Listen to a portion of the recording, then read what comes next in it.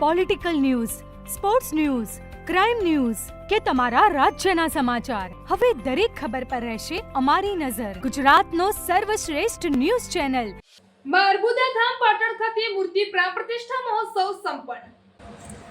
પાટણમાં તારીખ 23 ઓગસ્ટ 2026ના રોજ ઐતિહાસિક નગરી પાટણમાં ચૌધરી સમાજ દ્વારા આયોજિત 3 દિવસીય મારબુદા પ્રાણ પ્રતિષ્ઠા અને દિવ્ય જ્યોત મહોત્સવના અંતિમ દિવસે આજે ભક્તિ, શ્રદ્ધા અને ઉમંગનો ત્રિવેણી સંગમ જોવા મળ્યો હતો.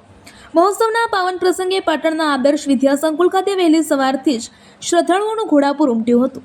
શાસ્ત્રોક્ત વિધિથી મૂર્તિ અને શિખર સ્થાપના મહોત્સવના આખરી દિવસે આચાર્યશ્રીના વૈદિક મંત્રોચ્ચાર અને શાસ્ત્રોક્ત વિધાન સાથે મારબુદાની દિવ્ય મૂર્તિની વિધિવત પ્રાણ પ્રતિષ્ઠા કરવામાં આવી હતી. આ સાથે મંદિરના નવનિર્મિત શિખર, ધ્વજા, દંડ અને છત્રનું સ્થાપન સંપન્ન કરવામાં આવ્યું હતું. આ સમગ્ર મંડપમાં સાધુ સંતો અને ભૂદેવોના દિવ્ય મંત્રોચ્ચારથી વાતાવરણ સંપૂર્ણપણે ભક્તિમય બની ગયું હતું. આ પાવન પ્રસંગે શ્રી રામ આશ્રમ નૂજપુરના પરમ પૂજ્ય બટુક બાપુએ ઉપસ્થિત રહી શ્રદ્ધાળુઓને આશીર્વચન પાઠવ્યા હતા. મંગલાચરણ અને જયઘોષ સાથે પોતાના સંબોધનમાં પૂજ્ય બટુક બાપુએ જણાવ્યું હતું કે સૌપ્રથમ ભૂદેવોના ચરણોમાં વંદન અને જેમણે આ યજ્ઞમાં પોતાની આહુતિ આપવાનું સૌભાગ્ય પ્રાપ્ત થયું છે તેવા સૌ યજમાન પરિવાર અને ભક્તોને અમારા વંદન અને જય સીતારામ. આપણે ત્યાં વૈદિક કાળથી જ યજ્ઞનું ખૂબ જ મહત્વ રહ્યું છે. અનેક ઋષિ મુનિઓ યજ્ઞ દ્વારા સિદ્ધિઓ પ્રાપ્ત કરતા હતા અને આપણા 24 અવતારોમાં પણ યજ્ઞની રક્ષા માટે ભગવાને અવતાર લીધા છે અને યજ્ઞ નારાયણ પોતે પણ એક અવતાર ગણાય છે. યજ્ઞ એવું અનુષ્ઠાન છે જેનાથી પ્રકૃતિ, સમાજ અને વ્યક્તિગત રીતે સૌને કલ્યાણ થાય છે. સ્વાહાનો અર્થ જ છે કે જ્યાં બધું જ પોતાનું હોમી દેવામાં આવે છે તે જ સાચા અર્થમાં યજ્ઞ છે. વાહ થાય તે યજ્ઞ નહીં.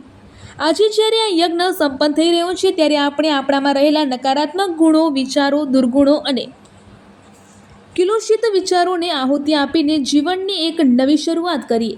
માં ભગવતી સૌ પર કૃપા બનાવી રાખે અને સૌને સુખ, સમૃદ્ધિ તેમજ સત્યના માર્ગે ચાલવાની પ્રેરણા આપે એ જ અમારા આશીર્વાદ છે. મહાઆરતી અને મહાપ્રસાદનો લાહવો પ્રાણ પ્રતિષ્ઠા વિધિ પૂર્ણ થયા બાદ માતાજીના દિવ્ય રૂપની ભવ્ય આરતી કરવામાં આવી હતી. ઉપસ્થિત હજારો ભક્તોએ મારબુદાની થાળ ધરાવીને દર્શન તેમજ આશીર્વાદ પ્રાપ્ત કર્યા હતા. પૂર્ણાહુતિ યજ્ઞમાં મહાઆરતી આપવા માટે સમાજના શ્રેષ્ઠીઓ અને મોટી સંખ્યામાં શ્રદ્ધાળુઓએ લાભ લીધો હતો. નવજાગરણ અને એકતાનો સંદેશ. આ 3 દિવસ સુધી ચાલેલા ભવ્યથી ભવ્ય મહોત્સવને સમગ્ર સમાજમાં એકતા, શિક્ષણ અને સંસ્કૃતિના જતન માટે નવચેતનાનો સંચાર કર્યો છે. આ દિવ્ય મહોત્સવથી પાટણવાડા વિસ્તારમાં ધાર્મિક ઉત્સાહનો માહોલ સર્જાયો હતો અને તમામ શ્રદ્ધાળુઓએ ભાવવિભોર બની મારબુદાના ચરણોમાં શીશ નમાવ્યું હતું. રિપોર્ટર કમલેશ પટેલ સાથે વિજય વડાલિયા.